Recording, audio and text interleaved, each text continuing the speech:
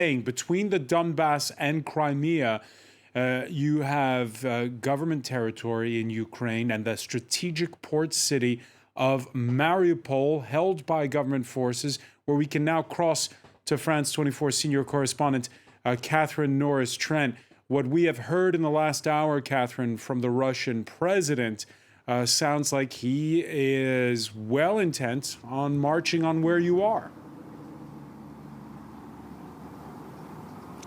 Hello there, Francois. Well, from listening to what Vladimir Putin said, he said he's intent on recognizing what he calls the borders of the greater Donetsk and Luhansk. And that would include this city where I'm now standing right now, Mariupol, home to around 500,000 people, which is still under Ukrainian government control, although about 20 kilometers away from the front line, not far from Donetsk at all.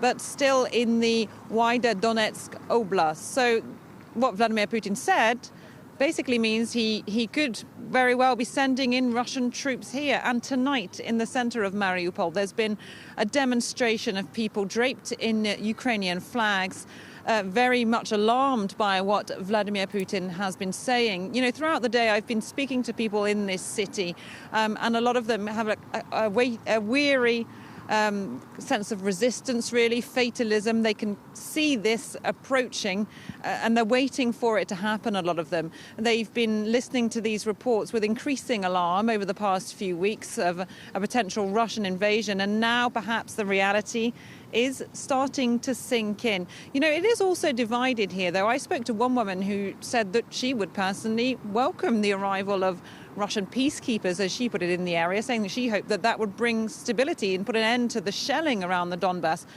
Others, though, vehemently disagree. One woman telling me she thought Vladimir Putin had finally gone crazy and need to be removed from power straight away. So there's a lot of division in this city, a lot of alarm, people discussing whether they should leave or not, whether they should pack up their lives and try and get out in this city. But many of them saying, well, where should we go? We don't have anywhere else to go.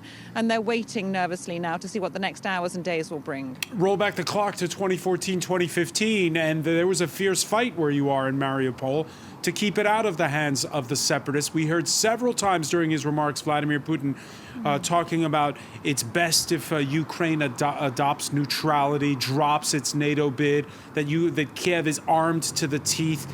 Is there the sense there that they want to dig in for a fight? Some people certainly do here in Mariupol, people telling us that they intend to stay and fight for this city. And I've been speaking to people elsewhere in Ukraine, in Kiev as well, saying that this has made them more galvanized, more united than ever in the face of what Moscow is doing. It's bringing Ukrainians together. Now, it's clearly not fully united. As I've just said, there are lots of pro-Russian voices, especially here in the east, but some people determined to fight on. And in fact, of course, remembering 8 years ago and the conflict here and around in this area, a lot of people still traumatized by that. People telling us that they're afraid of new fighting. And of course, they know that their city is a strategically crucial place because it is on the edge of the Azov Sea. It would link up the Donbass to Crimea, bringing vital natural resources, for example, fresh water supplies to Crimea if it were to fall into Russian hands. So people are bracing themselves. They know that this could be a fight coming and they could have a fight on their hands. Catherine Norris-Trent reporting live from Mariupol. Many thanks for that update.